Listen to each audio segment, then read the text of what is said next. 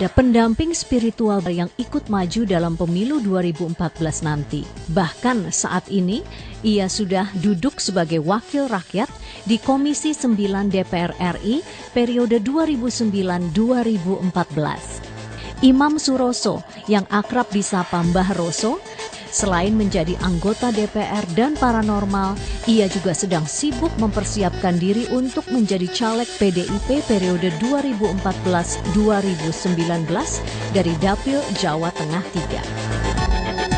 3. Pak Imam, saya mau flashback sedikit waktu tahun 2009, waktu Anda mencalonkan diri jadi anggota legislatif itu, waktu itu pertama-tama siapa yang mengajak ya Pak? Dulu memang kami basicnya Polri dan spiritual.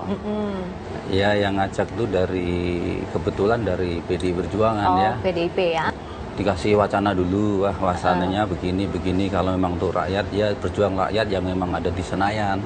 Kalau memang enggak ya lokal saja. Saya pikir-pikir ya sudah deh kita coba. Ternyata dicoba ya alhamdulillah saya ternyata juara 1 lintas partai gitu loh. Akhirnya terpilih. Nah itu pakai ini tidak ilmu-ilmu atau kekuatan yang Anda miliki sebagai paranormal begitu? Jadi betul, memang saya itu sebetulnya prihatin ya teman-teman caleg itu kalau jadi korban paranormal yang nggak jelas itu, saya tuh kasihan. Nggak usah.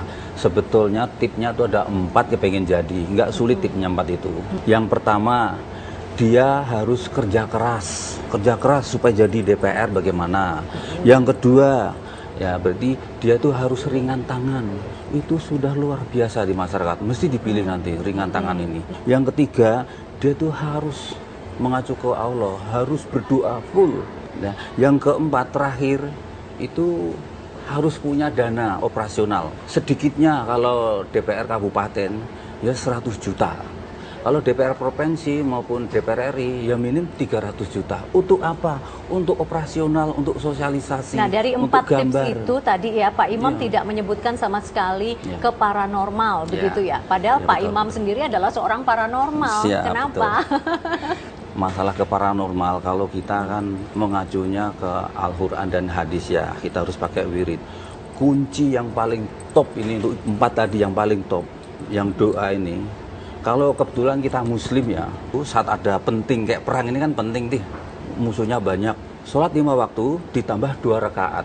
2 rakaat sholat hajat. Sholat hajat itu sholat keinginan kita. Ya Allah, saya mohon menang dengan biaya murah. Ini fungsinya untuk memotivasi kita serius dan ada berkah dari Allah. Gitu iya, tapi kan tetap tadi tidak menyarankan. Apakah karena memang tidak percaya bahwa semua dukun itu manjur begitu? Betul. Itu menurut saya dilihat kalau mereka dukun abal-abal yang duit aja. Banyak tidak ya dukun abal-abal di Indonesia? Menurut saya banyak itu. Kalau memang mau minta bantuan, mereka lihat spiritualnya itu yang khusyuk sholatnya, yang profesional, tidak memata duitan.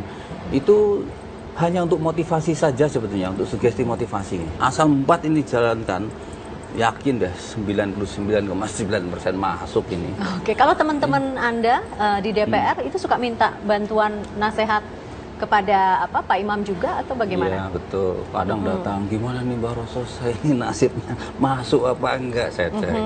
Oh masuk.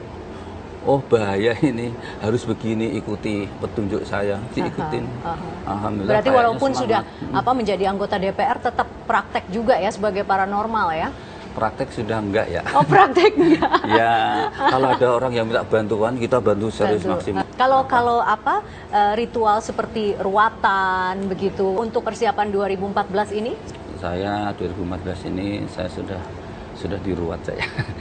Jadi saya terjun di masyarakat lah, harus ringan tangan lah, program-program lah. Kalau saya dulu tidak punya program, tidak saya berjuang untuk rakyat, itu aja juara 1 ya kan. Karena saya dulu kan menonjolannya kan ringan tangan kayak Jokowi begitu tuh, ringan tangan, bantu bencana, bantu apa turun itu. Ini pun mungkin saya yakin lebih bagus lagi karena saya banyak aspirasi kita perjuangan untuk rakyat itu. Karena ilmu saya itu selagi saya turun bantu rakyat, ilmu saya nambah itu. Saya keyakinan saya pakai dan sekaligus dapat pahala kan untuk sanggup kita di kuburan nanti maupun di akhirat. Pak Imam, apa pendapat Pak Imam jika ada yang mengatakan bahwa wah kalau pergi ke dukun, ke paranormal itu suatu hal yang musyrik begitu, Betul. dilarang oleh agama. Betul. Kalau memang dia datangnya ke paranormal, niatnya dia itu memuja-muja paranormal itu, saya sendiri menyatakan haram. Kalau dia datang ke spiritual, dia hanya butuh saran-saran, tetap menginduknya ke Allah, segalanya itu Allah, itu menurut saya nggak masalah. Mending untuk amal yatim piatu saja doanya bagus. Terus kalau misalnya berhadapan dengan konstituen begitu, itu pakai juga tidak ilmu pengasihan yang Pak Imam miliki? Ke konstituen juga kadang-kadang saya pakai juga ya, biar dia punya welas asih sama kita. Misalnya ada asmanya itu, perlu diomongin ya asmanya. Asmanya, artinya apa sih? Doanya. Nah, doanya, ada doanya. Kalau menghadapi konstituen banyak itu mendoakannya bagaimana ya? Biar konstituennya sayang sama Pak Imam begitu. Wah ini semakin panas ini, Mbak Vivi pinter nih ngejar saja. Ampun deh. Begini, ini saya buka ilmu saya sedikit nih, biar masyarakat tahu, biarin ikut sukses masyarakat ya. Jadi begini, dulu kakek saya yang umur 105 lebih meninggal 3 kali, itu pesan saya begini. Imam Suroso, kalau kamu pengen disukai masyarakat atau siapa saja, ini kasih kurang lebih doanya begini. Bismillahirrahmanirrahim. Pasuryane Janaka Yoga Baningsun, pematek ilmu pengasihan, muncaring nur sejagat. Artinya begitu kita bunyikan itu kekuatan nur ilahi akan memancar luar biasa. Dia di sekitar akan bergetar dia. Punya welas asih, kasihan ini Imam Suroso, kasihan dia dibantu apa-apa itu. Jangan dimarah atau apa.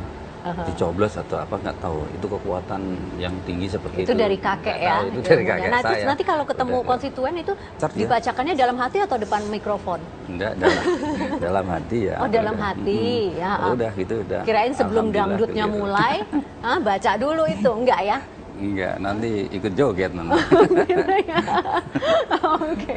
Nah, memangnya kalau misalnya katakanlah sekali 2 kali ke dapil tuh kemudian udah baca doa pengasihan itu gitu ya, masih perlu ya datang lagi ke dapil? Datang ke dapil itu hukumnya wajib. Saya saja sudah jadi, saya turun terus. Nah, ini pengalaman penting ini, Mbak Vivi.